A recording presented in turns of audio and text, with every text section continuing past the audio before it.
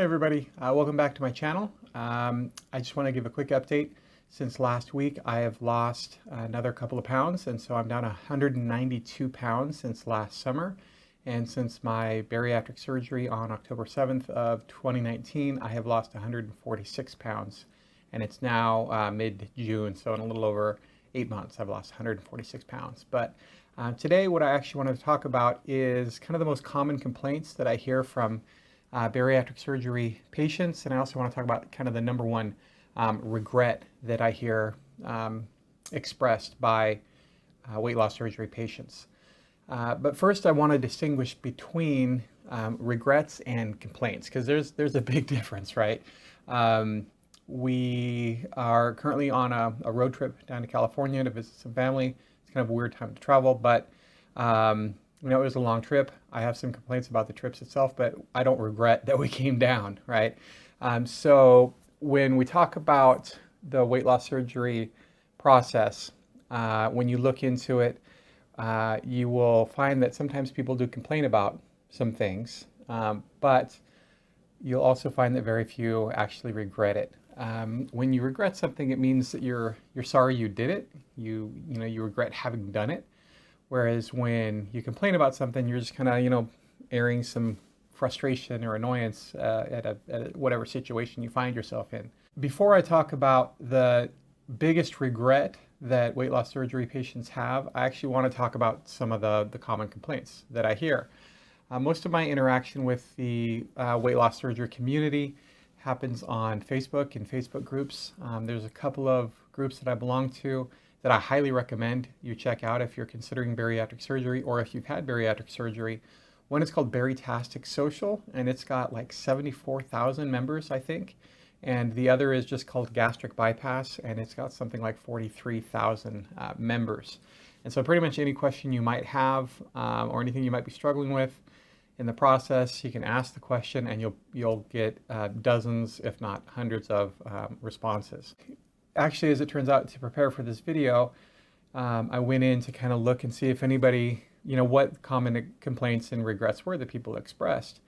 And somebody had just posted a question to the group, I think it was on Saturday night, if anybody regretted getting the surgery. And within 24 hours or so, it had, I think, 1,000 comments. And over and over and over, people said, I have no regrets at all. But they did have some complaints, and I'll talk about some of those in a second. But I think it's interesting that you have so many people that have complaints, and yet they also say that they have no regrets. But the one regret that almost every single weight loss surgery patient has expressed at one time or another is that they wish they had done it sooner. It's not that they regret getting the surgery, it's that they waited so long to get it. And that's where I'm at. I wish I had done this a lot sooner. For those of you that know my backstory, I was on disability for almost all of 2019. I was mostly bedbound even in part of 2018 and the first part of 2020. And it was thanks to the bariatric surgery that I've been able to, get out of bed, return to work. I mean, it really has been just a joyful, life-giving miracle for me. So I don't regret it a second. And if I had done it sooner, when I was only 400 pounds instead of 440 pounds, who knows, maybe I could have avoided the whole going on disability thing. It could have saved me a whole lot of heartache. So if you're morbidly obese, like I was, and you have struggled your whole life with your weight, and you've tried every diet out there and gone up and down and up and down and never had any success, please just go talk to your doctor or look up a local bariatric surgery center and just look into it. Just give it some serious thought. Don't let your regret be the same as mine and so many other bariatric surgery patients, in that you didn't look into it sooner. Okay, with that, I promised I was going to talk about some of the biggest complaints that I see, and there are quite a few out there. I don't want to diminish them in any way. I want you to know what you're getting into. I don't want to sugarcoat anything, because sugar's bad, and especially if you're a gastric bypass patient. And that's something maybe I'll talk about in a bit here too. So anyways, here we go. One of the biggest complaints I hear is actually from gastric sleeve patients, and they wish that they had gotten the gastric bypass instead. The reason why is, I guess, with gastric bypass, you tend to lose more weight initially, and you tend to keep it off long term better. And also with gastric sleeve patients, a lot of them tend to end up with acid reflux problems. I guess I also call it GERD. And then that's not as big of a problem with gastric bypasses. So a lot of people that get the sleeve end up getting a new surgery and converting it over into a gastric bypass. So if you're seriously considering getting weight loss surgery, that's something you might want to keep in mind, the difference between the sleeve and the bypass. And the bypass really is kind of the gold standard of bariatric surgery. Another common complaint I hear a lot is people losing hair, especially the first 6 to 12 months. I've got some of that going on right here. My wife also has been losing some of her hair. I don't think I've announced this before, but my wife also had gastric bypass surgery last year. She had hers in December, just 10 weeks after mine, and she's lost 115 pounds so far. And again, we're mid-June, so in the last 6 months, she's lost a lot. She's getting pretty close to her goal weight. I think she'll hit hers before mine. I'm not jealous or anything, just saying. No, I'm actually really proud of her. In fact, next week for my video, I am going to interview her about her whole process, why she decided to do it, what it's been like, and all that. So that's something I hope that you will watch when I post that next week. Anyways, back to the hair loss thing. For most people, the hair will grow back after about a year, year and a half. For my wife, I honestly can't even tell that she's lost hair. She complains about it. Her brush is full of hair, big wads of hair in the morning, but she had, really thick hair before, and I honestly can't tell the difference. But be assured that the hair almost always grows back, sometimes even thicker and stronger before. So, fingers crossed, running through my hair and all that. Anyways, another complaint, people often complain about having loose skin, and that's certainly understandable. I've lost 192 pounds at this point, and I still have a ways to go. I've still got, anywhere from 20 to 50 pounds to lose, depending on which weight loss goal I'm shooting for. And I'm kind of just starting to get some noticeable loose skin. I still kind of look like I'm just a pudgy guy, but I'm starting to get the hints of the loose skin here and there. For me, I look at them just as, battle scars, almost something to be proud of because I've lost all the weight.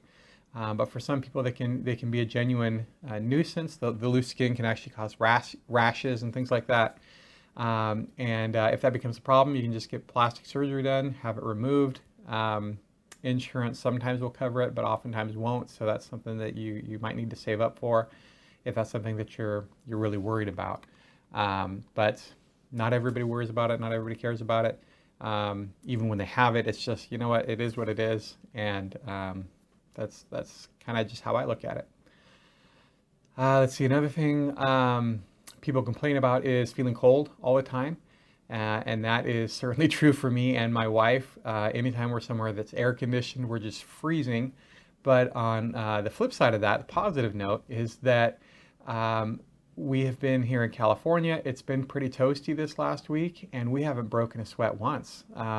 Honestly, 90 degrees now feels like about what maybe 75 to 78 used to feel like to me. So it's making the summer a whole lot more bearable. So, there's a positive side to the feeling cold all the time too. Another complaint that many weight loss surgery patients have, myself included, is the cost of buying new clothes all the time.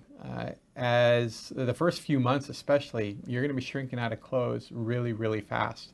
I started off at a 54 to 56 inch waist. I am now down to a 38, and my 38s are already starting to get a little bit loose. But the first couple of months especially, I was just dropping, a couple of inches off my waist a month. And especially in this kind of crazy time with the pandemic going on, the stores were closed. A lot of the stores were closed, and the ones that were open, the dressing rooms wouldn't be open. and I wasn't sure of my size, and so I'd, buy something, and if I got it home and it didn't fit, I couldn't return it because of the whole pandemic thing. And so I've got a stack of clothes that I will be able to return in the next, week or so as they start easing restrictions on things like that. But you might want to save up some money. Thrift stores are going to be your friend. Most of my clothes right now are from thrift stores, and turns out they've got really nice stuff, and it's a whole lot easier to find stuff your size, when you're not a 6X like I was.